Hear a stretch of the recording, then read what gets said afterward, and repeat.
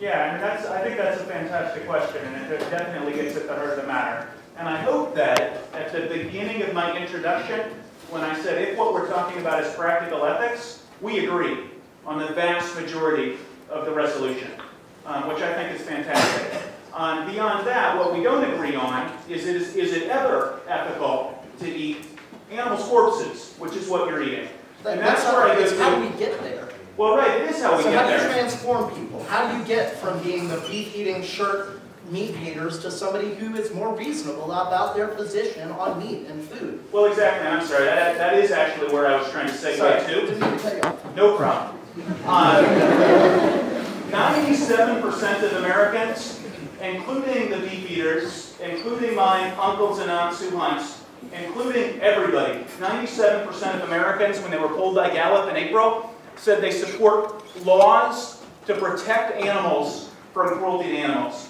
97% of Americans don't agree about anything, but they agree with laws to protect animals against cruelty to animals. Even the people in Waco at Baylor and the Beef It's What's for Dinner shirts are opposed to cruelty to animals. So what we see our job as, for everybody, is saying, hey look, what you are doing, if you're eating meat, is you're paying people, even on Joel's farm, to do things that you personally are not comfortable with. So even at Joel's farm, he does things to animals that would warrant felony cruelty to animals charges if we did them to a dog or a cat. Do I think Joel's farm is way better than other farms? Do I applaud people who at least take the step and say, I'm never going to eat factory farmed meat, I'm only going to eat meat from Joel's farm? Yeah, that's a huge step in the right direction, and as you pointed out, it means they're going to eat about, probably 5% of the meat that they wouldn't eat otherwise, so that also saves a ton of animals. I mean, moving in the right direction should be applauded, but at the end of the day, the ethical stance, where is the integrity in paying people to abuse animals in ways that you oppose, applies to at least 97% of Americans, and I think the other three were just being cantankerous. So at this university, we have a group called Students for Sweat-Free Shirts. This advocates you buying shirts that are made, certified without, not made in sweatshops. This group does not advocate you not buying shirts. Now, Bruce brings up the point that 100% of the meat at this university in the cafeterias are all from factory farms. Do you think part of the reason why there's not more small farms meat served is because of PETA's tactics of siphoning off everyone who might be concerned about the ethics of meat eating, siphoning off all of those people to just quit meat completely and not have a consumer base that would support small farms meat? Do you think your organization would be better served to environmentally get more people on board if they switch these tactics from total vegetarianism to that small farms approach? Would that it were so. Every time a poll is done, anywhere, the vast majority of Americans, college students, everybody opposes these practices. But the fact is, the people who make the decisions keep making the decisions because the money is in these practices. So when the Humane Society of the United States approached the University of Texas and said, hey, all of these other colleges and universities have made this teeny little baby step that we won't buy from farms that cram laying hens into cages like this for their entire lives. It'll cost you an extra penny per egg to do what everybody on campus agrees. Anybody in here think they should cram hens into cages like, that are this big for their entire lives? Okay, one person in the back. Nobody thinks that that's a good thing. Everybody will pay the extra penny, but dining services won't make that choice.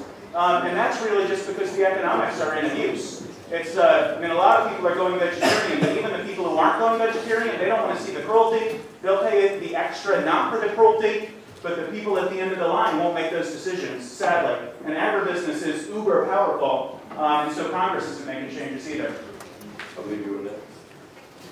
I wanted to give Bruce a chance to apply his reasoning to game meats. To what? Game meats, hunted meats. Yeah, I think hunted meats are a step up from Joel's farm as well. Like they actually get to be animals before they're slaughtered. I do think that people should hunt with cameras rather than hunting with lethal weapons. But if you're going to eat meat, it passes the Percy by Shelley test. You actually took responsibility for killing the animal. And I do find it remarkable how many people are mortally opposed to hunting, as they sit down to their chicken dinner. It strikes me that the chicken dinner supports exponentially more cruelty than hunting did. But at the end of the day, it's back to the question of if you can choose to do something that's merciful or choose to do something that supports misery. Every single time, we really should choose the thing that's merciful. Well, sometimes hunting could be merciful, considering we've killed off 90% of the... What? Well, never mind.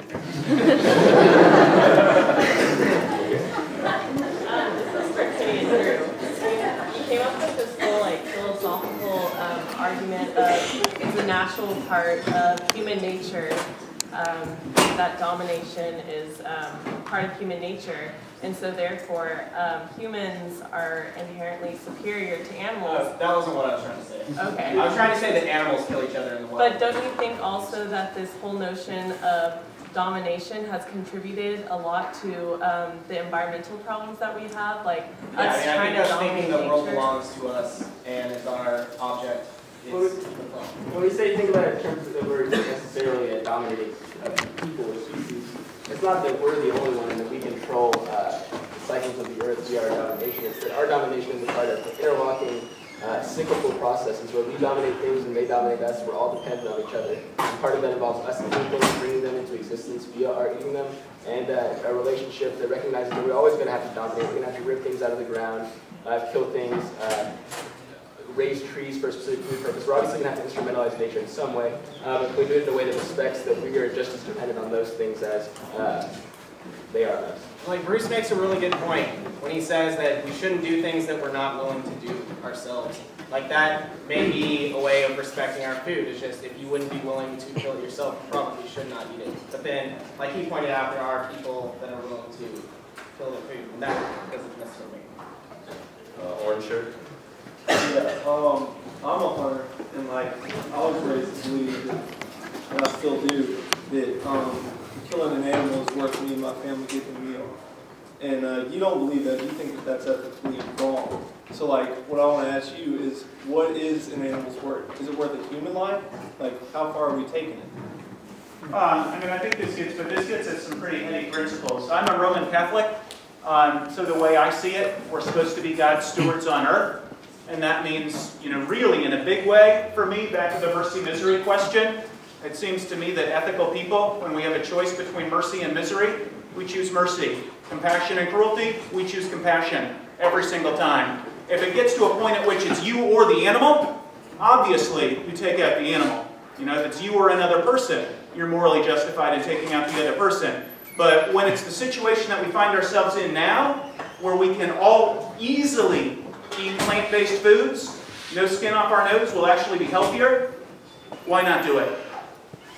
So what about in the Bible where it says that God gave man animals to eat, like the goat? Well, it's Genesis 9. What verse is that? It's the same. Acts 10:22. Sorry? Kill and eat. Acts 10:22. A dream. That's the Roman Catholics. I'm not saying it's like I'm happy to have a